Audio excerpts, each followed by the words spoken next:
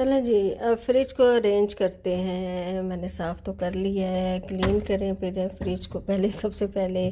और जो जो चीज़ें रखनी हैं, जो लंबी वाली हैं, ज़्यादा स्पेस है, उसके नीचे आप बड़ी वाली चीज़ें रख लें। अभी जूस वगैरह आना है मेरा, तो जब वो आएगा तो जो छोटी हैं इस तरह यहाँ पूरी आ सकती हैं। इस तरह करें तो इस तरह अरेंज करेंगे हम सोच समझ के। अगर कोई चीज़ चली भी जाती है तो कोई बात नहीं, हार्ड एंड फास्ट रूल नहीं है, उसको हम चेंज कर सकते हैं। ये इमली मैं फ्रिज में ही रखती हूँ, तो जितनी भी हैं इधर रख दीजिए। ये स्वीट कॉर्न्स वगैरह हैं, स्पेस काफ़ी होती है अगर हम उसको अरेंज करके रखेंगे फ्रिज में चीज़ों को। तो मैं आपसे शेयर कर रही हूँ। कहते हैं ब्रेड, अंडे वगैरह, चीज़ वगैरह को कोशिश करें मक्खन को इस वाले पोर्शन में रखें, सब्ज़ी से जो ऊपर वाला होता है, ताकि दूध को भी इस तरह करके, या दूध इधर भी आ सकता है, वाई नॉट, यहाँ क्यों नहीं रख सकते। अंडे भी खोले नहीं।